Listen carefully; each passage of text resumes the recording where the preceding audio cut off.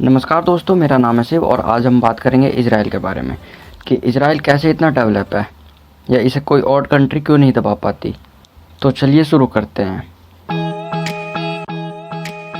Israel दुनिया के सबसे छोटे एवं नए राष्ट्रों में से एक है जो चारों तरफ से दुश्मनों से घिरा हुआ है और दुश्मन देश भी ऐसे हैं जो इजराइल को किसी भी तरीके से ख़त्म कर देना चाहते हैं, लेकिन फिर भी इजराइल से उसके शत्रु देश घबराते हैं। इजराइल को शत्रु देश भी कहते हैं कि इजराइल सदा अपने दुश्मनों को घर में घुसकर मारने की फिराक में रहता है। यह सब संभव हुआ इजराइल के स्वाभिमानी एवं देशभक्त लोगों की वजह से। तो आइए जानते हैं इजराइल के बारे में फैक्ट्स। इजराइल राष्ट्र 14 मई सन 1948 को अस्तित्व में आया। इजराइल का धर्म यहूदी धर्म है। इजराइल का राष्ट्रभाषा हिब्रू और अरबी है। इजराइल राष्ट्र दक्षिण पश्चिमी एशिया में स्थित में एक देश है। यह दक्षिण पूर्व भूमध्य सागर के पूर्वी छोर पर स्थित है। इसके उत्तर में लेबनान, पूर्व में सीरिया और जॉर्डन तथा दक्षिण पश्चिम में मिस्र है।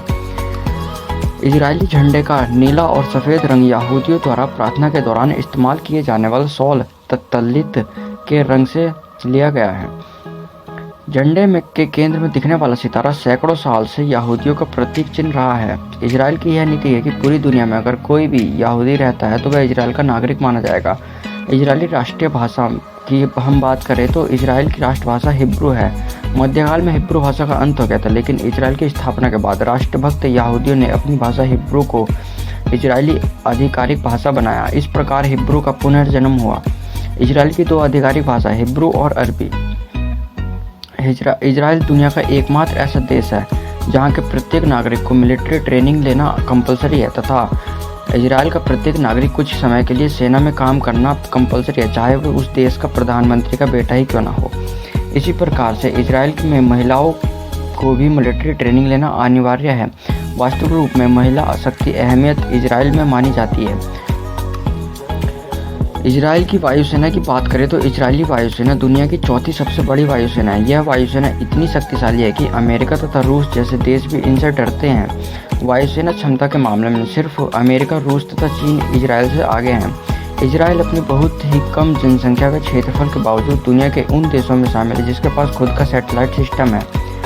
इजराइल की सैटेलाइट सिस्टम से जुड़ा एक तथ्य यह भी है कि इजराइल अपने सैटेलाइट किसी देश के साथ नहीं बांटता। दुनिया के किसी भी देश की तुलना में इजराइल की एक गाय अधिक मात्रा में दूध देती है।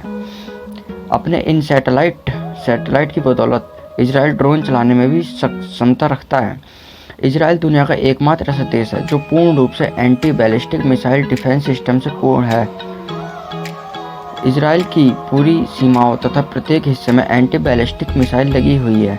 इसी कारण से चारों तरफ से अपने आने वाले शत्रु देशों से घिरे होने के बावजूद भी इजराइल आज तक सुरक्षित है। इजराइल के ऊपर प्रतिदिन अरब देशों के पाले हुए अनेक आतंकवादी संगठन रॉकेट से हमला करते हैं, लेकिन सारे रॉकेट इनके डिफेंस सिस्टम के कारण रास्ते में ही नष्ट हो जाते हैं। अगर हम पर्यावरण की बात करें तो इजराइल दुनिया का पहला और एकमात्र ऐसा देश है जिस देश में पिछली सदी की तुलना में इस सदी की अधिक वृक्ष है। अर्थात इजराइल शक्ति में तो आगे है, लेकिन इसके अलावा पर्यावरण के मामले में बहुत ज़्यादा सजग है। इजराइल नोटों मतलब करेंसी में ब्रेल लिपि की इस्तेमाल करता है, इसलिए इसके नोट्स को दृष्टिहीन लोग भी पहचान सकते हैं। मतलब जो लोग देख नहीं सकते वह भी इस नोट्स को पहचान सकते हैं। इजराइल के जन्म से ही अनेक मुस्लिम राष्ट्र इसके शत्रु रहे हैं, जिसके कारण यह अभी तक 7 बड़ी लड़ाइयाँ लड़ चुका है तथा एक बार तो इसके ऊपर 7 देश ने हमला भी कर दिया था, लेकिन उस लड़ाई में भी इजराइल ने ही जीत हासिल कर दी। इजराइल पूरी दुनिया में सबसे ज़्यादा GDP के अनुपात में रक्षा क्षेत्र पर ही खर्च करता है। इजराइल के सभी विद्यार्थी अथवा युवक, चाहे वो लड़का हो अथवा लड़की हो, अनिवार्य रूप से सेना में ज्वाइनिंग करनी ही पड़ती है तथा सेना में अपनी सर्विस के दौरान लड़कों की अवधि 3 साल होती है तथा लड़कियों की 2 साल होती है। सबसे पहले फ़ोन मोटरोला कंपनी ने इजराइल में ही बनाया था।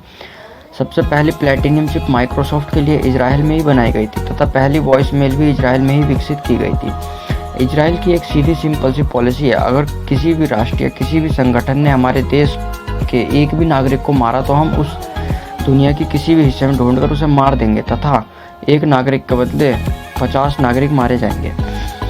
इजराइल के बारे में विचित्र तथ्य यह भी है कि इजराइल ने आज तक अपने किसी भी दुश्मन को जीवित नहीं छोड़ा। इजराइल के ऊपर हमला करने वाले सभी दुश्मन की मृत्यु निश्चित है। भारत का नंबर 1 दुश्मन पाकिस्तान भी इजराइल से इतनी घृणा करता है कि आप अंदाज़ा इसी बात से लगा सकते हैं कि हर पाकिस्तानी पासपोर्ट पर साफ शब्दों में लिखा होता है, पासपोर्ट इजराइल को छोड़कर सभी देशों में मान्य है। इजराइल का सबसे विचित्र तथ्य यह है कि आप अपनी नाक को रविवार के दिन साफ नहीं कर सकते। अब ऐसा क्यों, यह इजराइल से पता करना पड़ेगा। इजराइल के एक अलग राष्ट्र बनने के बाद 1952 में अमेरिका ने एल्बर्ट आइंस्टाइन को इजराइल का प्रधानमंत्री बनाने का प्रस्ताव पेश किया, लेकिन इस प्रस्ताव को अल्बर्ट आइंस्टाइन ने ठुकरा दिया। दुनिया का सबसे पहला एंटीवायरस भी इजराइल में ही बना। सबसे पहला एंटीवायरस इजराइल में 1979 में बनाया गया था। इजराइल में सूअर पालना पूरी तरह से प्रतिबंधित है। ऐसा करने पर आपको जेल भी हो सकती है। इजराइल दुनिया में सबसे ज़्यादा हीरो मतलब डायमंड की कटिंग और पॉलिशिंग का केंद्र है। यहाँ पर पूरी दुनिया में सबसे ज़्यादा डायमंड की होलसेल होती है। दुनिया की सबसे छोटी बाइबल भी इजराइल में बनी है, जो केवल 4.16 मिलीमीटर लंबी चौड़ी है। इजराइल अपनी जनसंख्या की ज़रूरत के हिसाब से 95% खाद्यान्न खुद उपजाता है। कृषि उत्पादों के मामले में इजराइल लगभग पूरी तरह से आत्मनिर्भर है। इजराइल के लोगों की मेहनत और बुद्धि का एक नमूना आप देखिए कि पिछले 25 सालों में इजराइल के कृषि उत्पादन में 7 गुना बढ़ोतरी हुई है, लेकिन पानी पहले जितना ही प्रयोग किया जाता है। व्यावसायिक दृष्टि के इजराइल दुनिया में तीसरे स्थान पर है। इजराइल में करीबन 3500 से अधिक टेक्नोलॉजी कंपनियां हैं, जो पूरी तरह दुनिया में सिलिकॉन वैली के बाद दूसरे नंबर पर आती है।